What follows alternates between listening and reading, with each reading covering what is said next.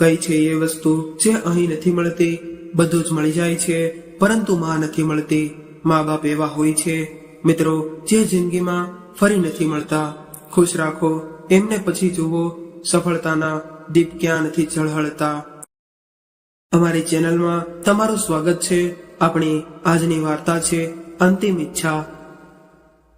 Hello રીખવ બેટા, હું તને કેટલા દિવસોથી ફોન લગાડી રહ્યો છું, પરંતુ તું તો કે ફોન ઉપાડતો જ નથી. બેટા, તું તો જાણે છે તારી મમ્મીની હાલત વિશે. એની તબિયત ઠીક નથી રહેતી.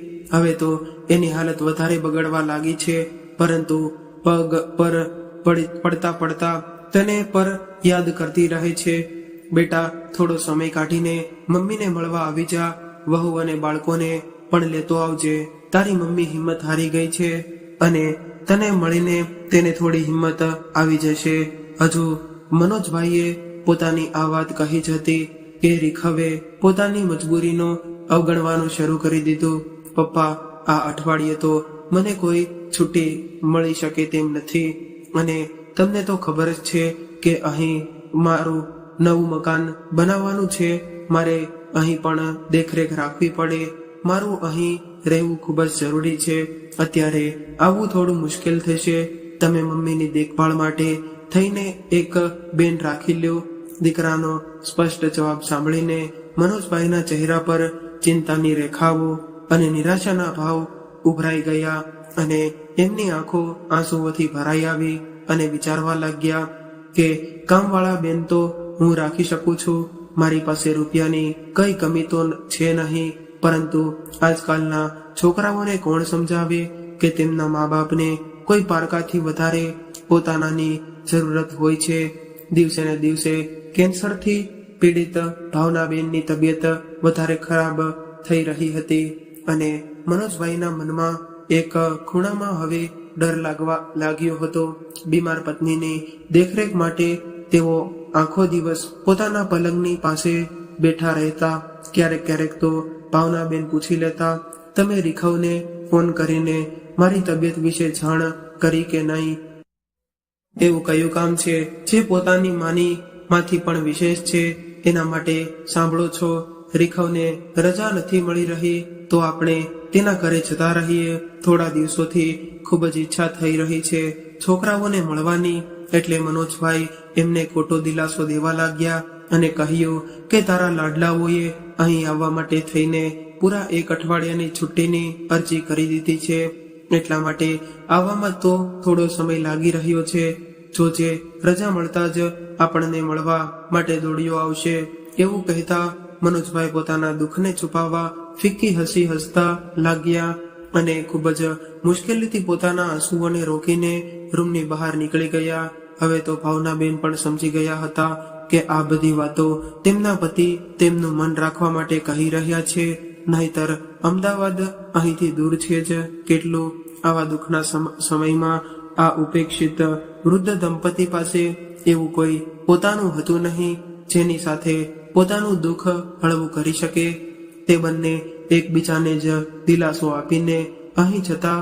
ઘણી વખત મનોજભાઈ પોતાની પત્નીને કહેતા, ભાવના, કદાચ આપણા જ નસીબ ખરાબ છે કે આપણને પોતાના દીકરા અને વહુ તેમના બાળકો સાથે રહેવાનું સુખ પણ નસીબ નથી, અને છોકરાઓને પોતાના ખોળામાં રમાડવા અને તેમને લાડ લડાવવાની ઈચ્છા જ રહી ગઈ.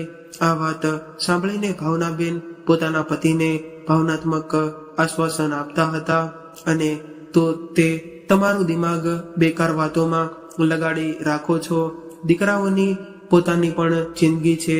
તે પોતાના પગભર ઊભો છે, ખુશ છે. આનાથી વધારે આપણને બીજું શું જોઈએ? તેમની ખુશીઓમાં જ આપણી ખુશીઓ હોવી જોઈએ. પરંતુ છતાં ભાવના, દીકરાની કોઈ ફરજ નથી. એટલે ભાવનાબેન કહેતા, જેના ભાગ્યમાં જેટલું લખ્યું હોય છે તેટલું જ તેને મળે છે. કદાચ આપણા ભાગ્યમાં સંતાનનું સુખ આટલું જ હતું. આપણે તેના આવવાની ખોટ આશા બાંધી બેઠા છીએ. એની દુનિયામાં હવે તેની પોતાની પત્ની, બાળકો અને શહેરમાં ભણેલા ગણેલા લોકો છે. હવે તેની દુનિયામાં આપણી કોઈ જગ્યા નથી.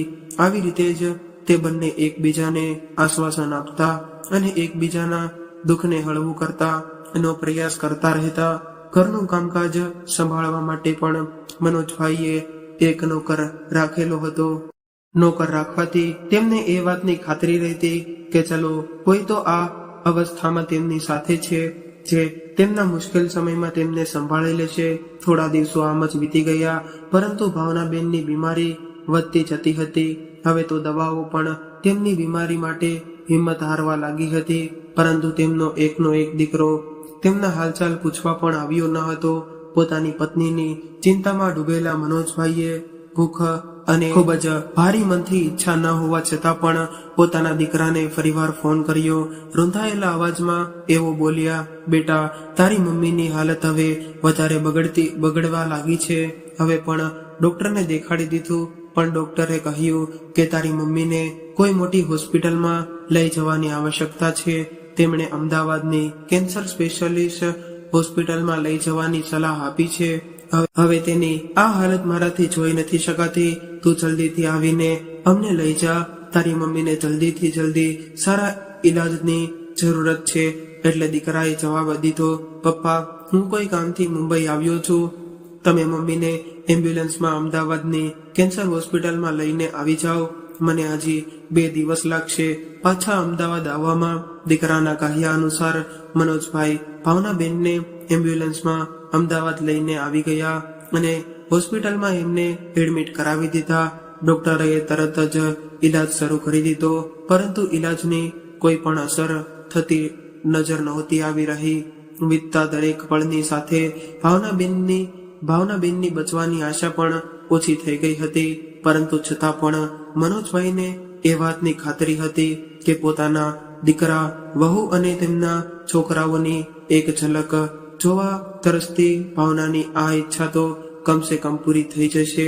પરંતુ મનોજભાઈનો આ વિચાર ફક્ત એક ભ્રમ માત્ર રહી ગયો હતો. જેઓ હર દિવસ સૂરજ નીકળતા જ દરવાજા પર નજર રાખીને એક આશાભરી નજર સાથે પોતાના દીકરાની રાહ જોતા, પરંતુ રોજે રોજ તેમની આ આશા તૂટી જતી. હર એક વીતતો દિવસ હવે તેમને પોતાના દીકરાની દાનતનો અહેસાસ કરાવવા લાગ્યો.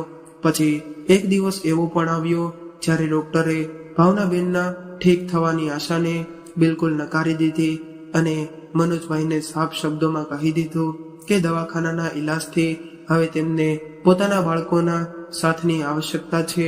આ સાંભળીને મનોજભાઈ અંદર સુધી ભાંગી પડ્યા અને પોતાની પત્નીનો હાથ પોતાના હાથમાં લઈને દુઃખમાં ડૂબેલા મનોજભાઈ તેમની પાસે બેઠેલા હતા. ત્યારે ભાવનાબેને કહ્યું, સાંભળો છો, મને ખબર છે કે હું થોડાક દિવસોની જ મહેમાન છું. ખબર નહીં ક્યારે આ પ્રાણ નીકળી જાય. બસ મારી એક આખરી ઈચ્છા પૂરી કરી દો. મને મારા દીકરાઓથી મળાવી દો. મારા દીકરા અને તેના બાળકોનો ચહેરો ફક્ત એક વખત મારે જોવો છે. પોતાની પત્નીની આ વાત સાંભળીને મનોજભાઈનું હૃદય ચકનાચૂર થઈ ગયું અને ભાવનાબેનની ઈચ્છા પૂરી કરવા માટે તેમણે ફરી એક વખત ધ્રુજતા હાથે પોતાના દીકરાને ફોન કર્યો. પરંતુ રીખવે આજે પણ ફોન ઉઠાવ્યો નહીં.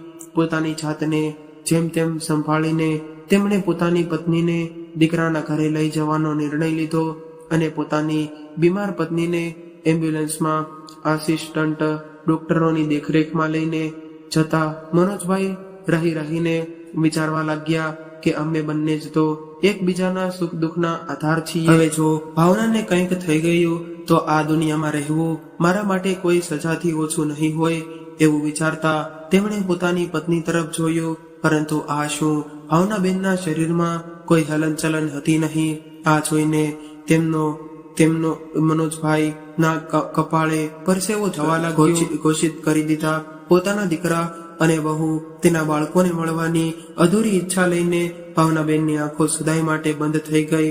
અહીં મનોજભાઈ આઘાતને કારણે પથ્થર બની ગયા હતા. ભાવનાબેનના મૃત્યુએ તો જાણે તેમનો પણ જીવ નીકાળી લીધો હતો. પોતાની પત્નીના મૃત્યુ શરીરને જોઈને આંસુ વહેડાવતા સિવાય તેમની પાસે બીજો કોઈ રસ્તો હતો નહીં. તેઓ એમ્બ્યુલન્સમાં પોતાના દીકરાના ફ્લેટની બહાર સુધી પહોંચી ગયા હતા. પરંતુ જ્યારે દીકરાને મળવાની ચાહત રાખવા વાળી ભાવના જ નથી રહી તો દીકરાના ઘરે જવાનો શું મતલબ, એમ વિચારીને એ જ એમ્બ્યુલન્સમાં પોતાની મૃત પત્નીને લઈને પાછા ગામડે તરફ જતા રહ્યા. મન પર પથ્થર રાખીને મનોજભાઈએ દીકરાને ફોન કરીને તેને આ દુઃખભર્યા સમાચાર સંભળાવી દીધા. 2 દિવસ વીતી ગયા હતા, પરંતુ દીકરો હજુ સુધી ઘરે પહોંચ્યો જ ન હતો. રાહ જોતા જોતા જ્યારે દીકરાના આવવાની આશા તૂટવા લાગી તો મજબૂર થયેલા દીકરાની અનુપસ્થિતિમાં ભાવનાબેનના અંતિમ સંસ્કાર પણ કરી નાખવામાં આવ્યા. પોતાના ઘરના ફળિયામાં બેઠેલા મનોજભાઈ વારંવાર એ જ વિચારીને દુઃખી થઈ રહ્યા હતા કે ભાવના વગર હવે તેઓ આગળની જિંદગી કઈ રીતે ગુજારશે. આજે એકલતા તેમને ખાવા દોડી રહી હતી. વિચારવા લાગ્યા કે ભાવના હતી તો કમસે કમ કોઈ પોતાનું હોવાની અનુભૂતિ તો હતી. દીકરાના હોવા છતાં પણ તેઓ નિરાધાર જ હતા. તેમના મનમાં વારંવાર આ પ્રશ્ન રહીને ઉઠી રહ્યો હતો કે જો ગળપણના આ પીડાનું નામ છે તો આ શું કામે આવે છે?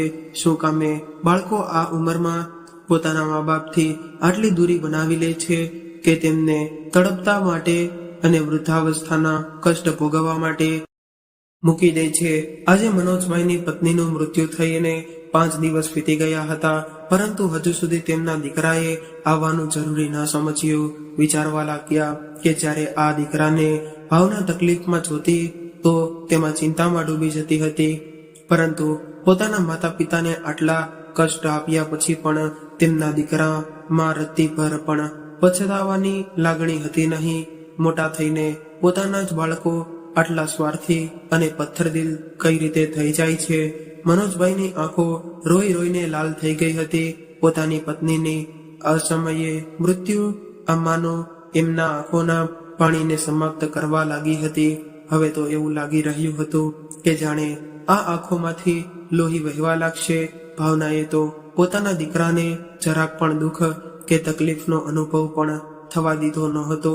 તો પછી તે તેની અંતિમ યાત્રામાં કેમ ન આવ્યો, જેની એક માંગ પર ભાવના જાતના પકવાન બનાવી દેતી હતી. તેની જરાક આમથી તકલીફ માટે તેને આસપાસના વૈદ્ય હકીમોને ભેગા કરી લેતી હતી. તેને સહેજ એવી છીંક પણ આવતી તો તરત જ તેને ડોક્ટર પાસે લઈ જતી હતી. જ્યાં સુધી પૂરી રીતે ઠીક ન થઈ જતો તેને ચેન પડતો ન હતો અને દીકરાની ઈચ્છાને જીભ પર આવતાની સાથે જ પૂરી કરી દેતી હતી. તેણે તો પોતાની મમતામાં ક્યારેય ઉણપ આવવા દીધી ન હતી.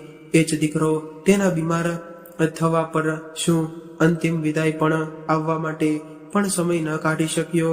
મનોજભાઈ વિચારવા લાગ્યા કે જ્યારે 2 વર્ષ પહેલા રીખવ ગામડે આવ્યો હતો તો મનોજભાઈ અને ભાવનાબેનને તેની સાથે જવાની વાત કરી હતી.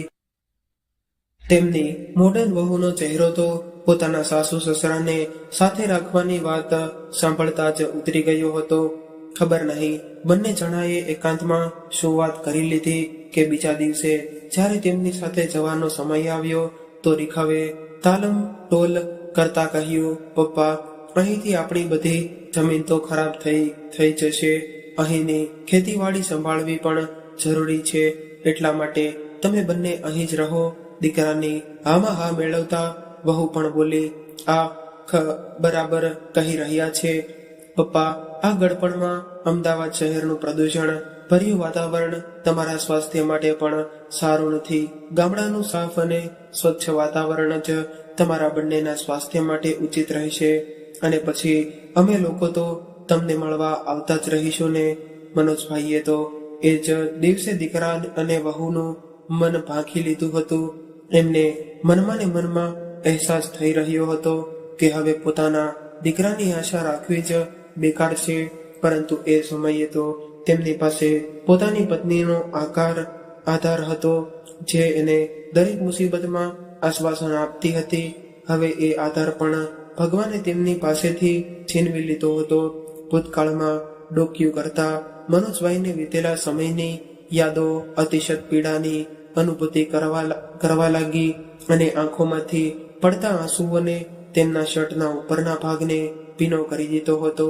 વિચારવા લાગ્યા કે 5 દિવસ પહેલા જ માના મૃત્યુના સમાચાર મોકલી દીધા હતા, પણ દીકરા અને વહુનો કોઈ પણ અતોપતો નથી. આ 5 દિવસના અંતરાલમાં તેમણે એક એક ક્ષણ કેવી રીતે કાપી તે તેમની હાલત પર સાફ દર્શાવી રહી હતી. આસપાસ ભીડભાડ હોવા છતાં પણ મનોજભાઈ આજે એકાંકી થઈને પોતાના દીકરાની રાહમાં દમ તોડી રહ્યા હતા. પોતાની પત્નીના જવાનું દુઃખ અને દીકરાની ઉપેક્ષા સહન કરતા મનોજભાઈ અગાસી પર આંટા મારી રહ્યા હતા. અગાસી પરથી નીચે ફળિયા તરફ જોયું અને વિચારવા લાગ્યા કે આ ફળિયામાં ભાવનાની ખિલખિલાતી હસી ગુંજતી રહેતી હતી. અહીં જ અમારા દીકરાનું નાનપણ પર વીત્યું હતું.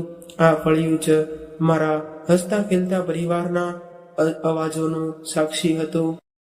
પોતાની રીતે યાદોમાં ખોવાયેલા મનોજભાઈના વિચારો પણ એકાએક વિરામ લાગી ગયો. જ્યારે ગામની વચ્ચે થઈને નીકળવા વાળા રસ્તા પર કોઈ ગાડીઓ જોરદાર બ્રેકનો અવાજ આવ્યો. પોતાના દીકરાના આવવાની આશા લઈને તેમણે ગાડી તરફ જોયું તો બાજુવાળા મનોહરભાઈનો દીકરો પોતાની પત્ની અને દીકરાની સાથે તે ગાડીમાંથી ઉતરી રહ્યો હતો. જે બાજુના ગામડામાં જ નોકરી કરતો હતો. પોતાના દીકરાને આવતો જોઈને મનોહરભાઈ તરત જ બહાર આવ્યા અને તેમણે પોતાના પૌત્રને ઝડપથી તેડી લીધો. અને મનોજભાઈ જે છત પર ઊભા આ નજારો જોઈ રહ્યા હતા તે વિચારવા લાગ્યા કે આજ સુખ તો મારી ભાવનાની ઈચ્છા હતી. પોતાના દીકરાને ફક્ત એક વખત મળવા માંગતી હતી. પોતાના પુત્રને આલિંગનમાં બંધ કરવા માંગતી હતી. ફક્ત આટલું સુખ પણ અમારો દીકરો લઈ ના શક્યો. પોતાની મરતી માને બધાના દીકરાઓ થોડા દિવસોની નોકરી પછી પોતાના માતા પિતાને મળવા આવે છે, એમ અમે જ અભાગા છીએ, જેમાં દીકરાએ તેમને આ હાલતમાં પણ એકલા મૂકી દીધા. દુઃખના અથાગ સાગરમાં ડૂબેલા મનોજભાઈ થોડીવારમાં છત પરથી નીચે ઉતરી આવ્યા અને જોયું તો મનોહરભાઈનો દીકરો ભાવના માટે અફસોસ પ્રગટ કરવા લાગ્યો હતો. હવે તો મનોજભાઈને પોતાના દીકરાના ઉછેર પર તૃણા થવા લાગી હતી. બહાર નીકળીને પોતાના દીકરાના આવવાની આજથી એક વખત ફરીવાર રસ્તા પર નજર કરી તો જોયું કે દૂર દૂર સુધી નીરવ શાંતિ પ્રસરેલી હતી. અને ફરી વખત ધ્રુજતા પગે તેઓ અંદર આવી ગયા અને પોતાની માના 12માના દિવસે જ્યારે રીખવ પોતાની પત્ની અને બાળકોની સાથે ગામડે પહોંચ્યો તો ગામમાં ચારે તરફ આશ્ચર્યચકિત કરવા વાળી નીરવ શાંતિ પ્રસરેલી હતી. ગામડાની ગલીઓ અને ચોક પર જ્યાં હરભળ માણસોની ચહેરપહેર લાગતી રહેતી હતી આજે સુમસાન પડેલી હતી. ક્યાંક બાળકો પણ રમતા નજરે નહોતા આવી રહ્યા.